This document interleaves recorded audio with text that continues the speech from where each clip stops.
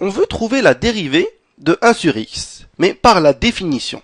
Bon, je vais rappeler c'est quoi la définition. Donc, supposons qu'on a une fonction f de x et qu'on veut trouver sa dérivée, donc f' de x, f' qui veut dire la dérivée première de la fonction f de x. Donc, f' de x est égal à la limite de h qui tend vers 0 de f de x plus h moins f de x, le tout divisé par h.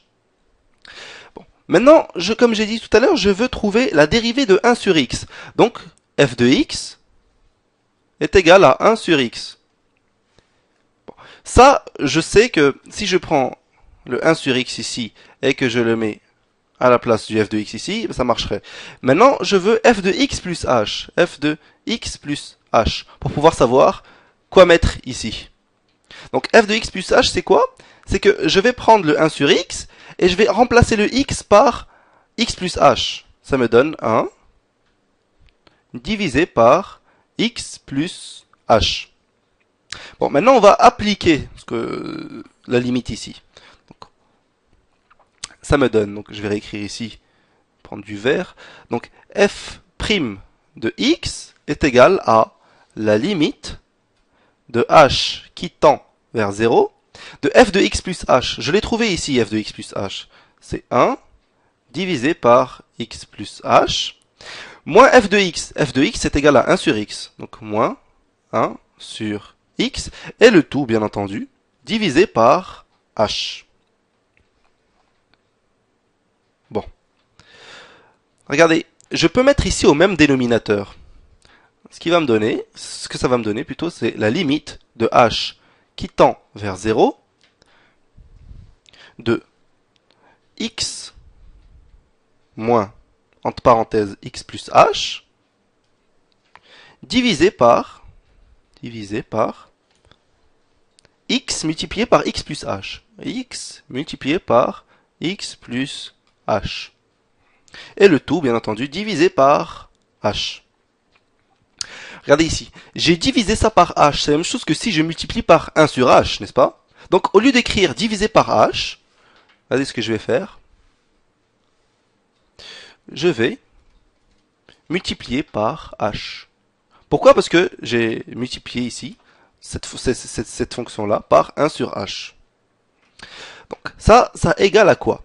Ça égale bien entendu à la limite de h qui tend vers 0, x moins x plus h. Bon, je vais distribuer le moins ici, ça va me donner x moins h. X moins x, vous êtes d'accord que ça donne 0.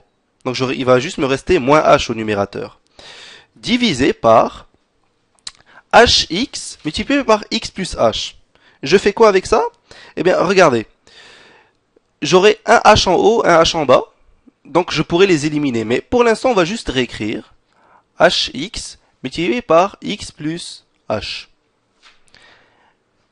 Et là, on va appliquer ce qu'on a dit. On va dire ça égale à la limite de h qui tend vers 0 de moins h divisé par hx multiplié par x plus h. Bon, un h en haut, un h en bas, on les élimine, comme ça. Ce qui va me rester, c'est la limite de h qui tend vers 0 de moins 1 divisé par x multiplié par x plus h.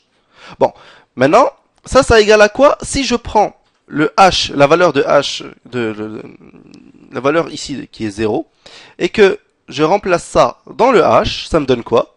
Eh bien, ça me donne x fois x plus 0. X fois x, ça me donne x au carré. Donc, ça me donne moins 1 divisé par x au carré.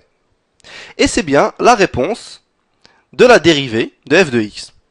Supposons que f, comme j'ai dit tout à l'heure, est égal à 1 sur x. Donc f' de x est égal à moins 1 sur x carré. La dérivée première de 1 sur x est égale à moins 1 sur x au carré. Et donc, on a trouvé cette dérivée par la définition.